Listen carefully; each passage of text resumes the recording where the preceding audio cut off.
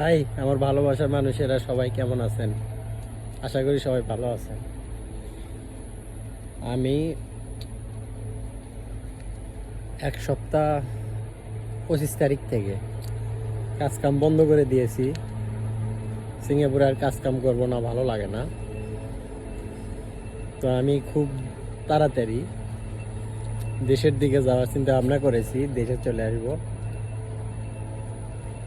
ইতিমধ্যেই কোম্পানির সাথে আমার কথা ফাইনাল হয়ে গেছে, কথা ডিল হয়ে গেছে।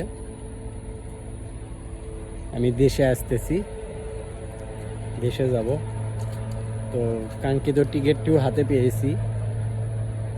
ওই টিকিট পাওয়া নিয়ে অনেক ঝামেলা হয়েছে, যেহেতু সামনে ঈদ, কুরবানির ঈদ। তো এই ব্যাপারে আলোচনা পরে করব আপনাদের সাথে, পরের কোনো দিন। তো কাজ কাম বাদ দিয়ে আমি 25 তারিখ হলো রুমেই শুয়ে আছি। আমি আজ যাব দেশে। তো কাজ কাম ছেড়ে রুমে বসে থাকা যে কতটা একটা বেদনাদায়ক, আর অপেক্ষার সময় একদমই যায় না। রুমে শুয়ে থাকা একদমই ভালো লাগে না, খুব খারাপ লাগে। তো বিকালবেলা একটু হাঁটতে বাড়াইছি। তো সিঙ্গাপুর থেকে আমি কেন যাইতেছি, বাংলাদেশে গিয়ে একবারে যাইতেছি কি না, কিংবা বাংলাদেশে যে আমি কি করব, নাকি আবার রিটার্ন আসবো, এগুলো বিষয় নিয়ে আপনাদের সঙ্গে পরে একদিন আলাপ করবো।